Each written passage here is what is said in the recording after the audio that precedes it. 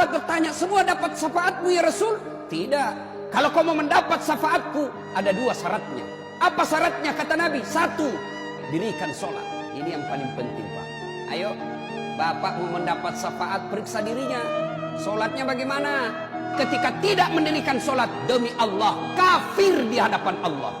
Al-Fat ayat 29 Allah jelaskan, Muhammad Rasulullah, tanda umat Muhammad itu, kalau dia mengaku Islam, rukkaan sujada, kamu lihat mereka rukuk dan sujud sholat 5 waktu. Gimana Nabi mau kasih kita syafaat? Jangankan 5 waktu, sholat Jumat saja terlambat. Sah sholat Jumatnya, tapi sudah tidak tercatat di buku hadirnya malaikat. Begitu hatib naik baca khutbah Assalamualaikum, buku malaikat tutup, lapor yang terlambat datang tidak ada dalam namanya. Cuma sholat Jumat andalannya sekali sepekan, itu pun terlambat, paling cepat pulang. Gimana kita nanti berhadapan dengan Allah? Yang kedua, syarat mendapat syafaat menurut Rasulullah Sallallahu Alaihi Wasallam, perbanyaklah menyebut namaku. Apa realitasnya? Apa pelaksanaannya menyebut nama Nabi? Salawat kepada Rasulullah Muhammad Sallallahu Alaihi Wasallam. Siapa yang berdoa tidak diawali dan diakhiri dengan salawat, maka doanya tergantung antara langit dan bumi.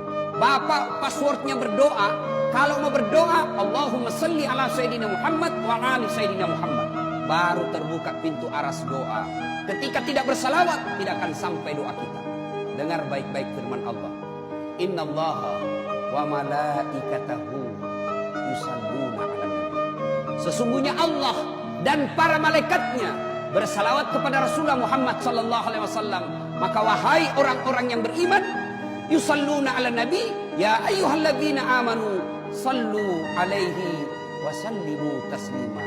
Bersalawatlah dengan sebaik-baik salawat. Kadang-kala kita salawat tidak ikhlas.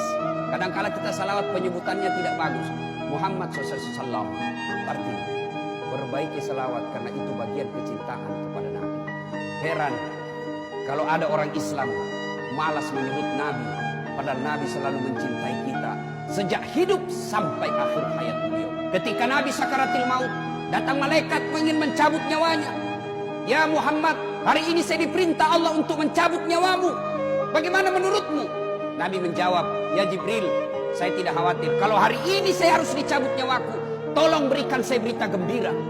Jibril menjawab, seluruh dosa-dosamu Muhammad sudah diampuni. Seluruh malaikat sudah ngantri menunggu kamu. Seluruh nabi dan rasul haram masuk surga sebelum engkau lebih dulu masuk ke dalam surga. Mendengar ini Nabi lalu menjawab, ya Jibril, saya tidak mencemaskan diriku. Yang aku khawatirkan umatku. Bagaimana umatku sepeninggal saya nanti?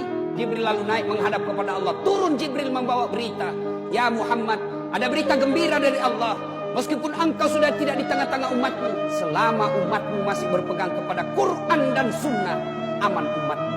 Nabi lalu berkata, silakan eksekusi, cabut nyawaku. Mulailah dicabut nyawanya Rasulullah. Di bibir beliau, apakah beliau ketika mau keluar nyawanya, siapa yang disebut? Apa beliau sebut Khadijah?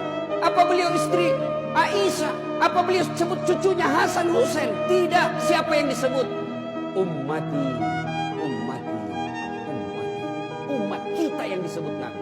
Dan di akhirat kelak dijelaskan oleh Rasulullah, ketika hari kebangkitan, manusia pertama dibangkitkan Allah di hari kebangkitan, Rasulullah Muhammad sallallahu alaihi wasallam. Naik jenazah beliau, seolah-olah bangun dari tidur dia gosok matanya. Lalu dia buka, dan begitu dia buka ada Jibril di depannya. Lalu Nabi bertanya, ya Jibril, hari apa ini Jibril? Jibril menjawab, ini hari kebangkitan seperti yang dijanjikan Allah kepadamu. Lalu Nabi menjelaskan, kalau ini hari kebangkitan, siapa yang dicari Nabi? Apa beliau cari bapaknya yang tidak pernah dilihat? Apa beliau cari ibunya yang cuma 4 tahun bersamanya? Tidak. Siapa yang dicari Nabi?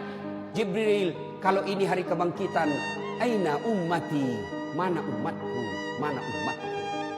Begitu cintanya Nabi kepada kita. Lalu apa balasan kita kepada Nabi? Kadangkala kita injak-injak sunnah Nabi. Kadangkala kita bersalawat pun kepada Nabi kita sangat pelit. Sehingga pantas ketika Nabi jelaskan, sepelit-pelit umatku di antara kalian adalah yang ketika dia dengar namaku, dia tidak mau dan enggan bersalawat kepada